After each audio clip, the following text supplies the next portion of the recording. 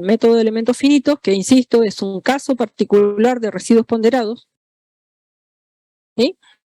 Uno lo que obtiene es una expresión que está para cada una de las componentes de la matriz y para cada uno de las componentes del vector asociado a un elemento cualquiera, y luego tendremos las contribuciones a K y a F que provienen de las condiciones de contorno, que solo van a ser no nulas en aquellos elementos que tengan perímetro en el contorno del dominio.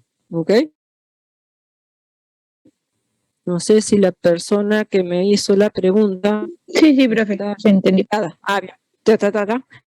Bueno, eso es como lo clásico, digamos, y por esta razón, digamos, existen los problemas posibles de sistematizar. Entonces, básicamente, lo que es más por ahí complicado de sistematizar es las contribuciones que provienen de las condiciones en el contorno, pero tampoco, como lo vamos a ver un poquito más adelante, no es como decir, oh, qué complicación extrema. No, no es una complicación extrema. Y bueno, debido a eso es que existen tantos programas de elementos finitos para resolver muchísimos problemas, ¿sí? Entonces, bueno, esta capacidad de definir las cosas a nivel del elemento maestro es lo que permite la existencia de una sistematización y de un programa que nos permita resolver la misma ecuación diferencial con distintos dominios, con distintas condiciones de contorno, sin tener que modificar el código, ¿sí? Entonces, eso es lo que lo hace tan poderoso a esta metodología, ¿sí? ¿Estamos? O sea, insisto, el método de elementos finitos uno lo puede pensar como un caso particular del método de residuos ponderados, donde, ¿qué es lo peculiar? Es la forma en que se definen estas funciones de interpolación, ¿sí? Y que, como usamos Galerkin para poder usar la forma débil, también nos definen las funciones de peso. Entonces, y además la cosa extra que tiene es que ahora los parámetros son los que tienen un significado físico, ¿sí? Asociado al tipo de problema que estamos resolviendo. Digamos que estamos resolviendo la ecuación de calor, entonces los parámetros serían la temperatura en el nodo, en el punto al cual está asociado debido a nuestra discretización. Insisto, uno puede discretizar el mismo dominio con más o menos elementos, con elementos de igual longitud, de distinta longitud. Todo eso es válido, ¿ok? Con lo cual es como, yo a veces suelo decir que todo esto es como capas de una cebolla, ¿sí? Donde todas las cosas, cuando toco las funciones de interpolación, voy tocando todas las otras cuestiones. Entonces, elementos finitos establece funciones muy sencillas de tipo polinómicas para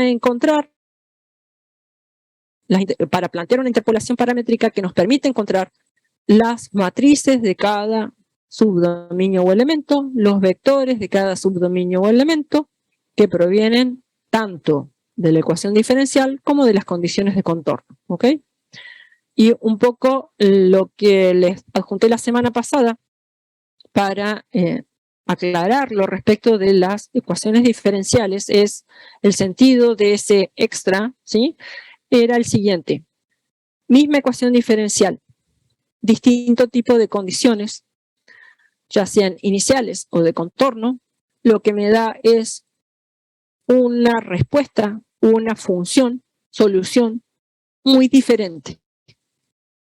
A veces pequeñas variaciones en una condición de contorno nos provoca que la solución del problema, y ahí estoy hablando analítico, ¿sí?, sea totalmente distinta, ¿sí? Cambian órdenes de magnitud la función solución. Entonces, eso, cuando uno lo piensa desde el punto de vista de los métodos numéricos para aproximar a esas soluciones, uno ve que aquí obviamente es muy relevante estos asterisquitos que están puestos aquí, ¿sí? Porque según sean los aportes de estos asterisquitos, la solución, ¿sí? Y la aproximación, por ende, pueden variar mucho, digamos. Y a priori uno dice, bueno, si Profe, tengo la posibilidad de... Sí. disculpe, ¿estaba mostrando algo del PDF? Porque no está, por lo menos a mí no me parece. Perdón, puede ser que no, disculpe, tiene razón. A ver, deme un segundo.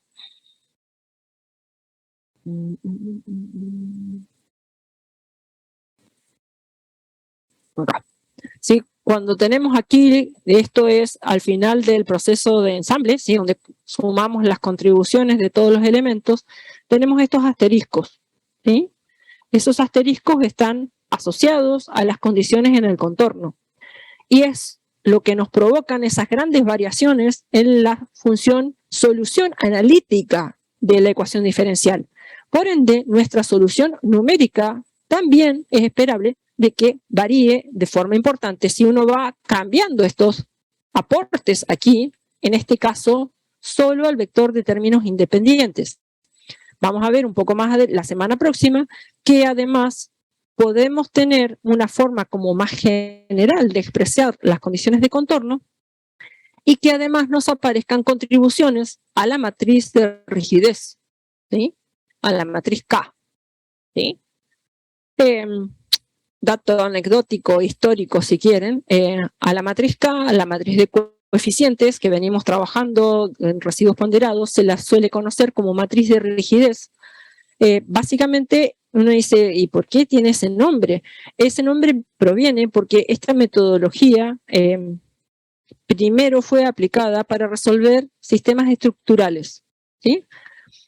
Entonces, los términos que aparecen en la matriz son la rigidez de la estructura y el vector de términos independientes, F, son las fuerzas que actúan sobre esa estructura, ¿sí? Allá nos podemos ir a la dinámica que vieron en Física 1, ¿sí? Donde en la Física 1 ustedes vieron cuerpos indeformables, ¿sí? El rígido. Pero la verdad es que todos sabemos que los rígidos, infinitamente rígidos, no existen en la realidad. Es una aproximación considerarlo un rígido. Cualquier cuerpo de la naturaleza, ya sea la mesa, la computadora, nosotros mismos, nos deformamos por interacción con nuestro medio, ¿sí? Si estamos sentados, tenemos una deformación de nuestro cuerpo distinta de que si estamos parados, y uno dice, ¿y por qué viene eso? Y por cómo interactuamos con el medio que nos rodea. La silla en un caso, el piso en otro caso, ¿sí? Entonces, de ahí vienen esas condiciones asterisco que aparecen aquí, ¿sí? De cómo interactuamos con nuestro medio circundante e insisto, uno dice, por ahí suena medio raro decirle que esta es la matriz de rigidez y este es el vector de cargas o de fuerza cuando estamos resolviendo la ecuación de calor.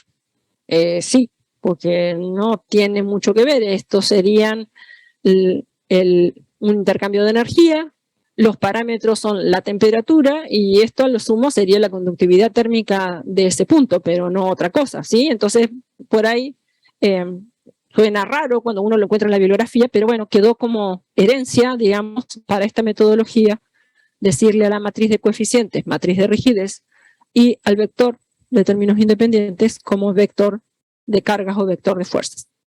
¿Sí? De ahí devienen, por si alguien anda por ahí mirando bibliografía, sepan de que ese es el motivo por el cual tienen ese nombre, a pesar de que uno puede estar resolviendo, insisto, una ecuación diferencial que nada tiene que ver con la rigidez de nada, ¿sí? Como por ejemplo la ecuación de conducción de calor.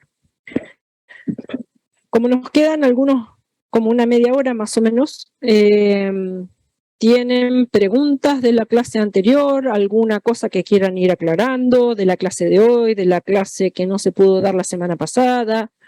Aprovechemos este tiempo.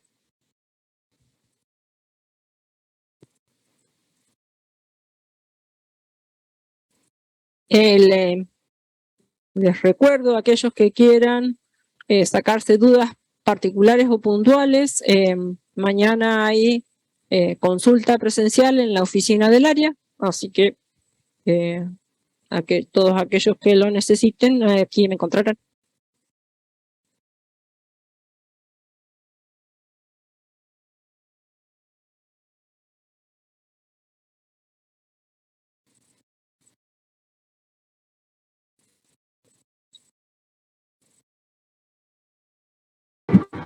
Profe, sí.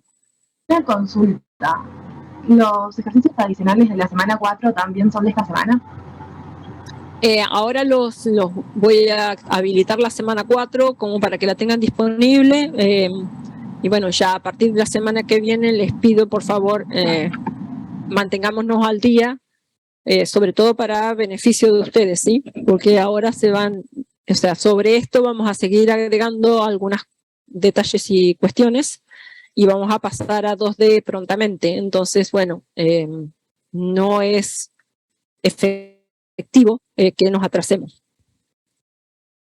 Pero sí, los voy a dejar disponibles y bueno, uno puede, a todos aquellos ejercicios que están asociados a funciones definidas por tramos, uno los puede ir mirando, ¿sí? O pensando o analizando con esta nueva óptica, ¿sí? Que uno podría hacer la mayor parte de esos de un subdominio o elemento y sistematizar esos cálculos. ¿Sí? Para la semana 4 todavía esta visión no estaba establecido, ¿sí?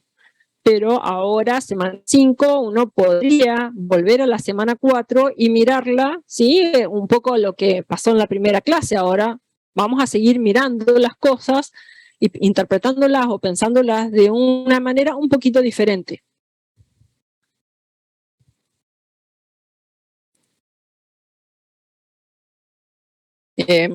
Lo que estaba puesto en la PEDCO y pautado semana a semana está asociado a la parte teórica que se está dando en esa semana, pero bueno, podemos, por así decirlo, hacerlo más sustancioso, más jugoso, mirándolo desde más de una óptica.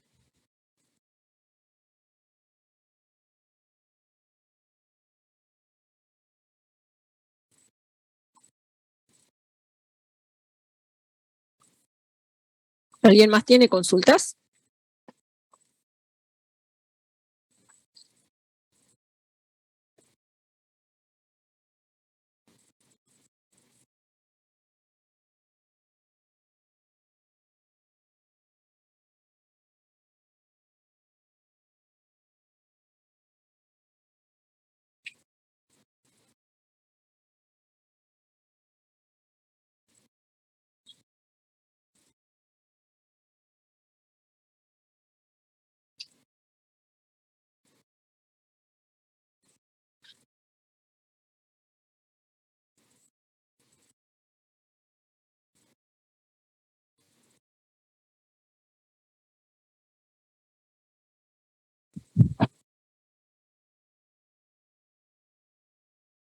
¿Alguien tiene consultas?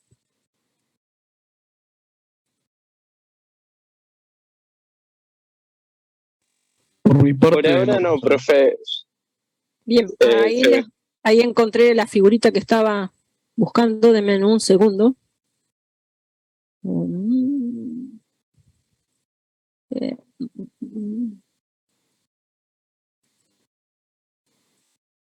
Esto es de la semana 4, ¿sí? Y si uno puede analizarlo en función de lo que vimos hoy, ¿sí? El nodito este pintado con rosadito acá al principio y este del final, en residuos ponderados eran los que estaban relacionados con las condiciones de contorno. Ahora, en elementos finitos, este primer elemento va a tener uno de sus contornos en el contorno del dominio, o su perímetro en el contorno del dominio, y el último va a tener su contorno o su perímetro en el contorno de nuestro dominio. Todos los de adentro no lo tienen. Algo similar pasa con todos estos triangulitos en los que discretizamos este óvalo que tiene un agujero en el medio rectangular. sea, hay una gran cantidad de triangulitos, ¿sí? Que no tienen ninguno de sus lados en el perímetro de nuestro dominio, en el contorno, ¿ok? Entonces, de ahí esa como división que hicimos en el método de elementos finitos para tratar con las contribuciones que aparecen con las matrices de rigidez de cada elemento y con las contribuciones de las condiciones de contorno, ¿ok? Si uno lo puede, su compañera al hacer la pregunta recién me retrotrajo a este planteo que habíamos hecho en el caso del apunte de la semana 4, ¿ok? Hacia aquí, ¿sí? Ahora vamos a estar trabajando con todos y cada uno de estos pequeñines, y en los casos como estos de aquí, donde estos triangulitos tienen sus laditos, uno de sus laditos al menos, sobre el contorno de nuestro dominio, ahí vamos a tener contribuciones a K y a F que van a provenir de las condiciones que se tengan en esos contornos, ¿ok? Simplemente eso de mi parte. Y hay obviamente una relación entre lo que vimos en la semana 4 con lo que vimos en la semana 5.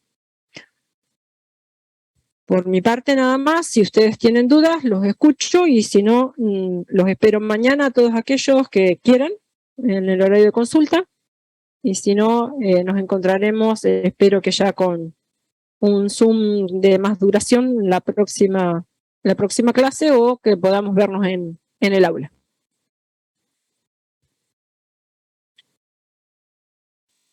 Genial, profe. Yo por mi parte no tengo consultas y justo estoy en camino a la uni, así que me retiro.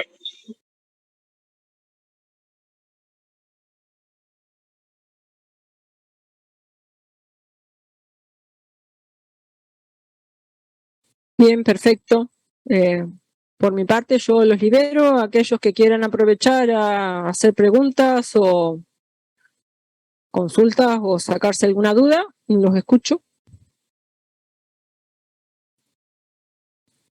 Y si no, aquellos que quieran ir saliendo, también pueden hacerlo. Gracias.